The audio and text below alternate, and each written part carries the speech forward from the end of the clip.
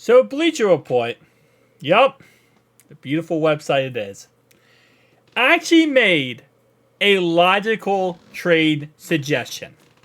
So, they said that the Bengals should trade a second round pick for DeForest Buckner. And to be honest, it makes perfect sense. DJ Reader is leaving us, potentially leaving us. You know, he's not on the contract anymore. And when you look at Pro Football Focus, yeah, overall wise, DeForest Buckner is a better pass rusher than DJ Reader, right? But what's the one thing we could not stop last year? Oh, well, hold up. The run. And DeForest Buckner is not really that great against the run. But maybe his pass rush will be so good it will help us out and will balance out the whole entire thing. So here's the thing, right? The Bengals do not give up draft picks. They're not going to lose a draft pick, especially not a second round pick, unless they feel like they're getting someone who is 1,000 times better than the value that they're suggesting. I feel like if Cincy were to offer on him, we wouldn't offer anything more than a third round pick. This is my personal opinion. But let's say we did, right? In a hypothetical universe, Bleacher Report was spot on, right? They just knew what they were doing, right? And they had this thing that sets it up and works. Well, here's the thing, right? We don't live in a perfect world. We lived in a perfect world, and this was the MLB, and there was no salary caps. This would make a lot of sense. Problem is, we live in a world where the NFL has a salary cap. And you might see where I'm getting at, because this is why this trade, even if we got him for a third round pick, why it wouldn't work / wouldn't go through. So DJ Reader, right now his contract's up. We have to re-sign him. We don't know how much he's going to cost. He might want $15 million a year, which honestly he deserves it. DeForest Buckner. The Colts signed him to a 4-year contract for $84 million back in 2020. Okay? Oh, actually, my bad. No, yeah, 2020. Yeah, okay. Wait, 1, 2, 3, 4, 5. Okay, because there's a 50 on it. Right now, going into the season, he's going into a contract year.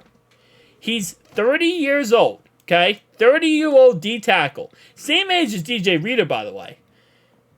He's gonna be making $22.7 million. So not only will we give up a second-round pick for a 1-year rental, right? 1-year rental, we're giving up a second-round pick for.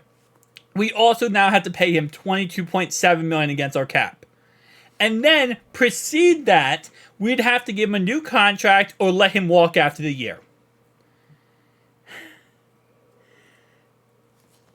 I think Bleacher Report, what they get away with is just posting something that sounds cool. People go, oh, I know that guy. I know that name. And they get excited because they think that, you know, we could go out there and get ourselves a huge weapon, a huge D tackle, and replace DJ Reader.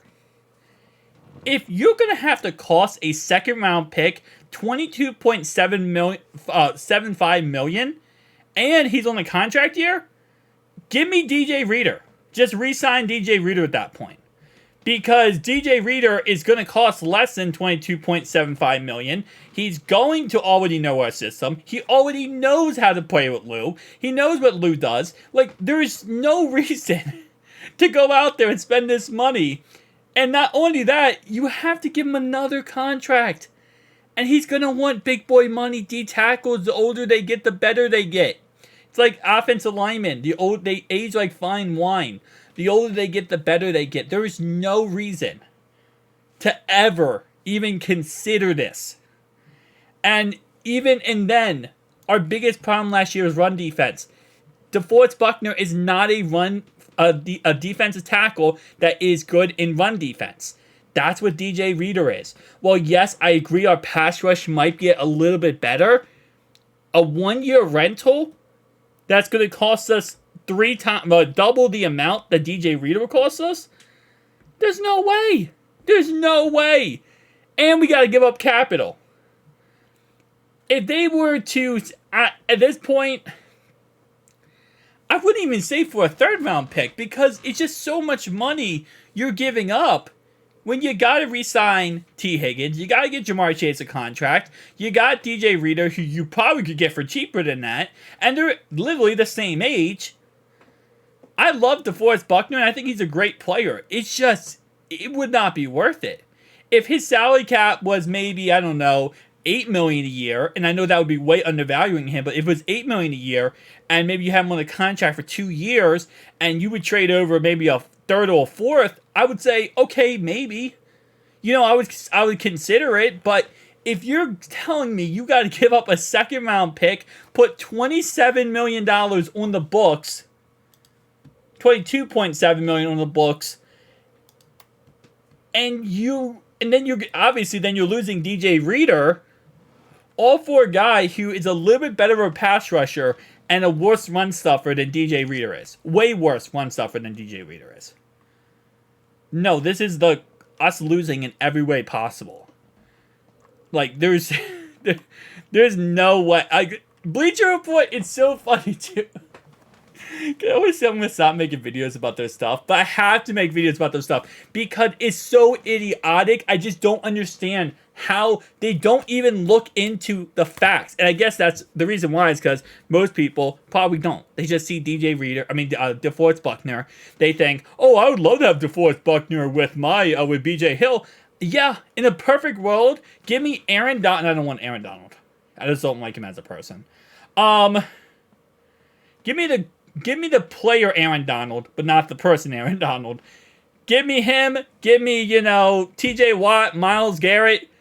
Give me all those guys and put them on our team and have the best defense of all time. In a perfect dream world, that would make sense and that would work out. But the problem is we don't live in that dream world, right?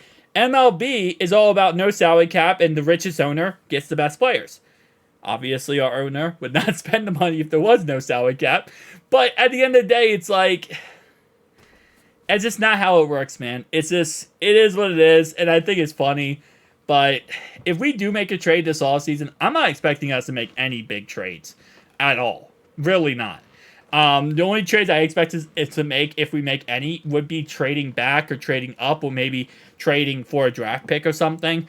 But when it comes to the idea of us actually going out there and trying to get a big-name player, there just simply isn't a big-name player I feel like they would trade for. There isn't. Like, I was looking at the list of players that are quote-unquote on the trade block, and I say quote-unquote because they're on the trade block because the NFL not scouts, but the media people are talking about them, but reality-wise, most of them are not on the trade block. There's no one big I would even want to trade for at this point. Tell me down below your thoughts and opinions. I'll see you guys next one. Peace.